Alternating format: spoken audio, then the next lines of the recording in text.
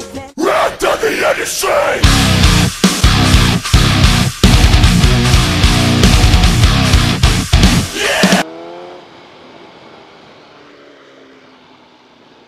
And damn it! I have another freaking guy talking shit about me. Why do people talk shit about other people?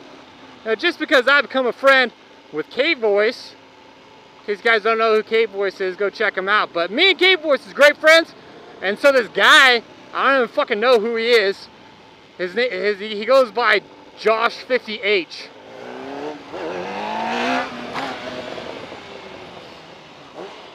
And this JOSH5OH character, I found his channel and I freaking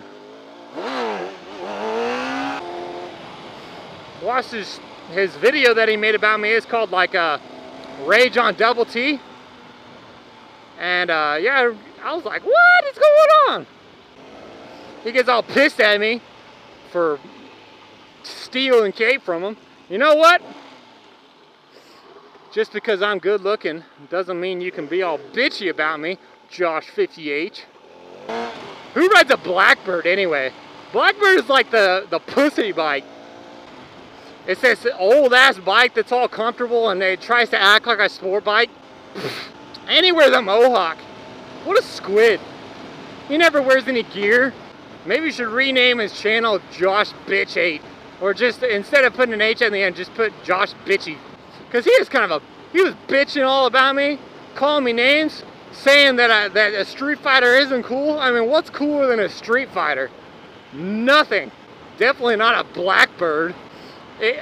My point of view is that if you ride a Blackbird, you're trying to overcompensate for something.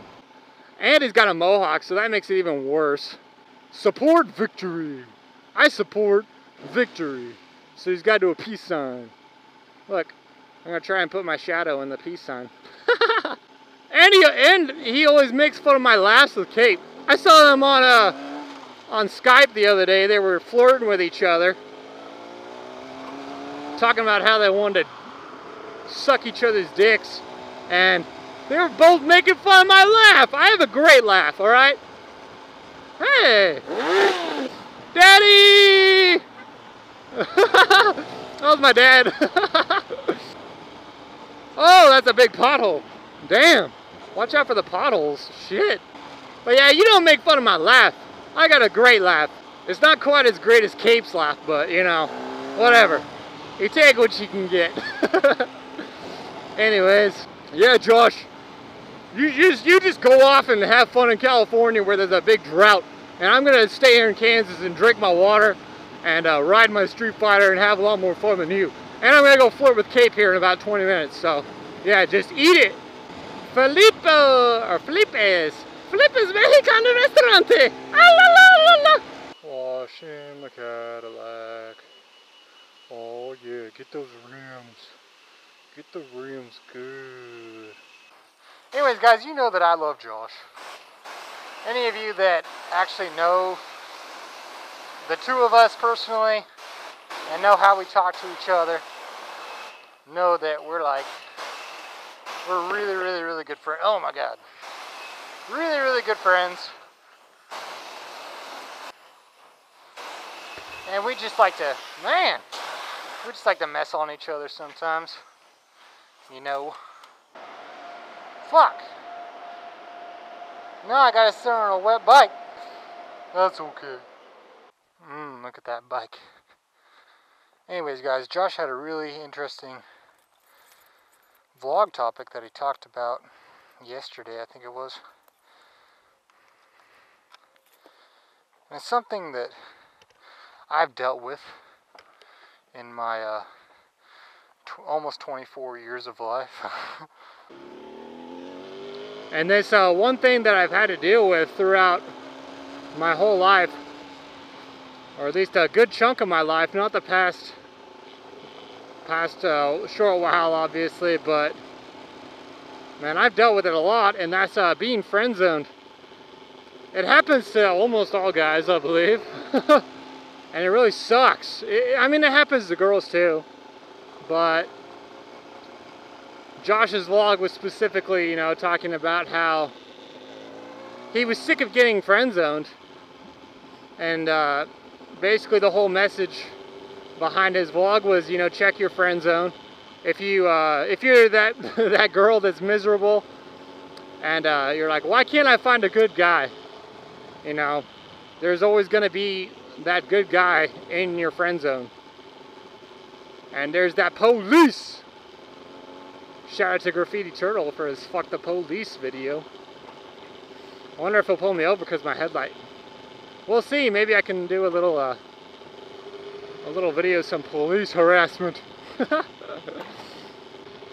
But yeah, I mean, friend zones really suck. I can't remember all of the times that I've been friend zoned before. I think one of the worst friend zone experiences I ever had was my sophomore year of college. Actually, it was like late freshman into sophomore. It was the same girl, and she led me on so bad. That's the worst type of friend zone, is where you think that you actually have a chance, but you don't at all. Like, looking back on it, you know, I never had a chance. I'm glad that I didn't now, but that bitch was so cruel that what she would do is she would use me as the comforter, you know? Like, if she was having a bad day, she would use me to cheer her up. And that happened for like the first 6 months. I had a huge crush on her. And then right after, it was in Christmas break actually. You know, in college you have those month-long Christmas breaks.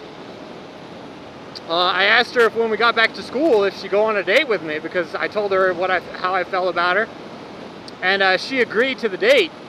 So I was like, oh my God, I might actually have a chance with this girl. But unknowing to my knowledge was that she had no fucking intention of doing any of that shit. She stood me up on that date that I had set up with her. I wanted to go get like some milkshakes with her or something. And then she stood me up on a second date. She made some bullshit excuse. And you know, each time, like, that was back when I was pretty immature. And I'm glad that it happened to me, honestly, because it helped me grow through it. I think I would have been a really clingy boyfriend back then. I didn't know shit about being in a relationship, or, you know, the sacrifices that you had to make. Or, you know. But I was willing to give the world to have a nice girl. And I'm just like Josh in that respect. If you watch Josh's video, which I hope you do, it's a great video. I watched the whole thing. And me and him are a lot alike. We're the type of people that when we're in a relationship, we give it our all. It's no playing around with us. And if you're a lucky girl to snag either me or Josh, you're gonna get loved the crap out of. And you're gonna be treated like a princess. And I mean, of course we don't want the girl to walk over us. We want respect, and we want, you know, mutual love. But we're the type of people that respect our women and, you know, treat them the best we can. Whereas a lot of guys, you know, all they're in it is for sex, or for, you know, just having a girlfriend. They like to just, you know, have that.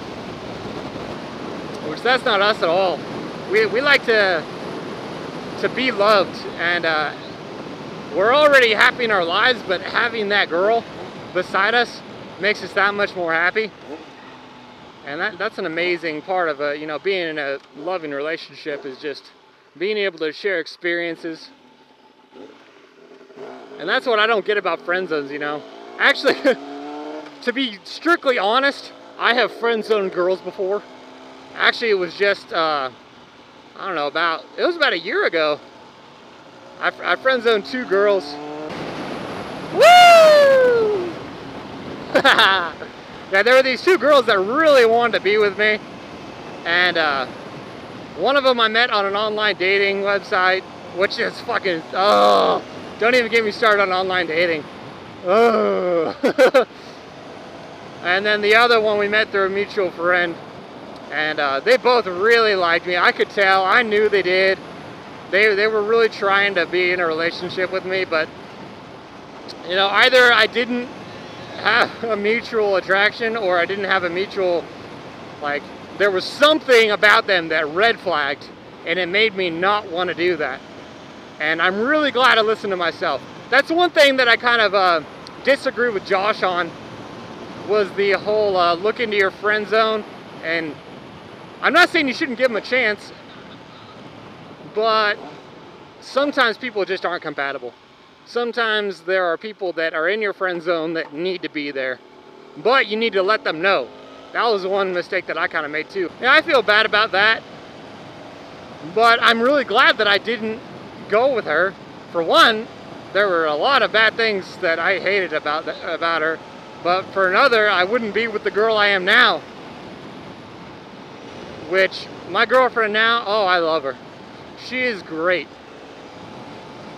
Not only is she beautiful and smart and funny and all that, but the biggest thing I love about my girlfriend is that she identifies her weaknesses, or identifies the things that she doesn't want to do, and then she tells me what they are and tells me that she wants to fix them, and she wants me to help her. I love that. I love communication in a relationship.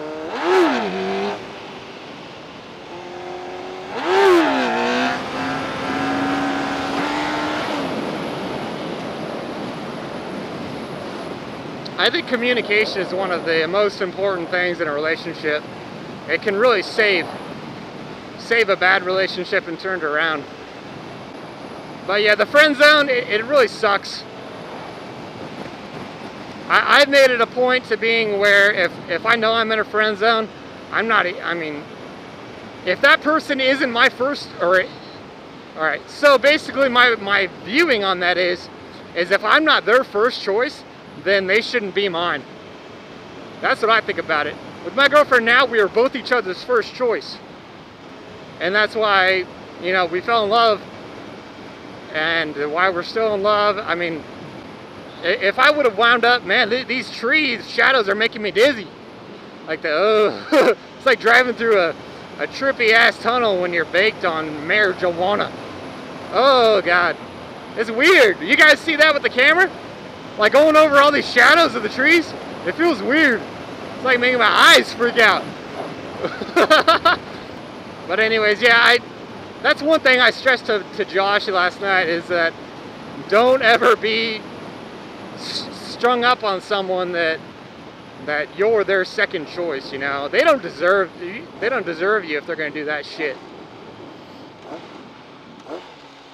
Oh, sand. Watch out for the sand, gentlemen. But yeah, that's one thing I really search for in a relationship, is to be someone's first choice. Yeah, but friend zone's it's a bullshit kind of thing. You know, sometimes you can't help it. The girl just, you know, isn't into you at all. But the girl shouldn't lead you on, and she shouldn't just keep you on the side for a person for a shoulder to cry on, and they shouldn't keep you there as a backup. That's one thing I've noticed about women, is they love their backups. If you haven't noticed that, you will someday. Women always need a backup because they don't like to be alone. Most of them. There are some, of course. I mean, I'm not overgeneralizing here. All of you ladies that are watching, I'm not saying that you're like that. Saying for my experience, almost all women, they love to have a backup just in case this one guy that they're with doesn't work out. Look at that tree. That thing got knocked over.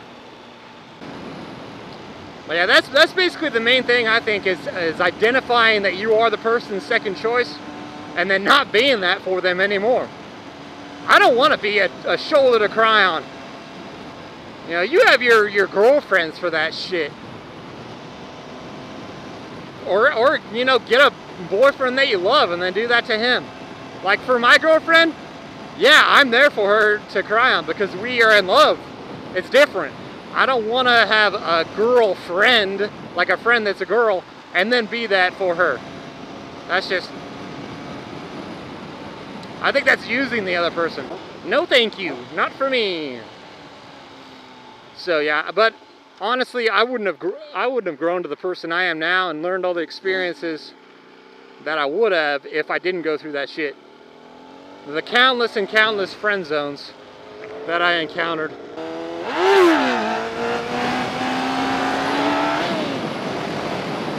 I wouldn't be the double T as you know me today.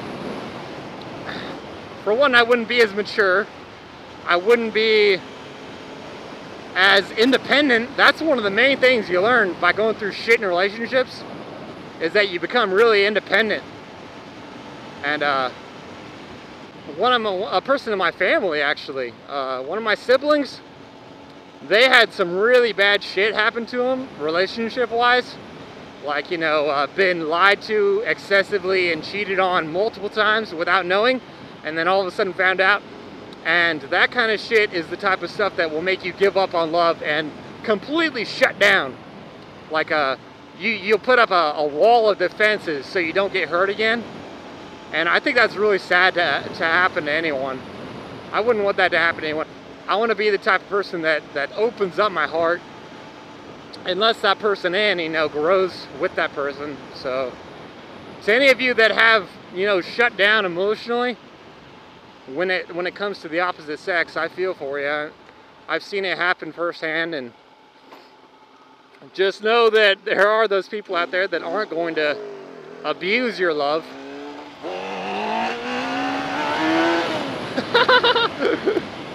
Wheeling over the highway. That's how you do it. But yeah, so I thought I'd share a little bit of my experiences. And you know, this is kind of a shout out to Josh. I love you, buddy. A lot. You become quite a great friend to me. And don't give up. Your one girl is out there, dude. And when she finds you, she's gonna be so freaking lucky. And I know I've talked to my girlfriend about this. My girlfriend and Josh talk a lot. Just so a reference. That's why I kind of talk about him and her in the same vlog, because they're really good friends too. Ooh, a nice little car. But yeah, what the fuck? This is where I need to bring my Mustang to do some donuts. Yeah. Nice little secluded place, although you get the cops calling you real quick. Yeah, but my girlfriend completely agrees with me that once Josh finds a girl, she's gonna be one lucky bitch. Because Josh is a really good guy. So, if you guys aren't subbed to him, I think you should go sub him, honestly. He's a great guy, he's funny, all that good stuff. And he's got a good heart. Man, there's a lot of sand. They like put the Sahara Desert on our roads for all the snow. It's like driving on dirt roads constantly. Oh, thank you. Yeah, go ahead. Eat your pizza. They're eating pizza on the road. Unbelievable. Careful on the sand. Careful on the sand. Anyways, guys, I love you. I'll talk to you later.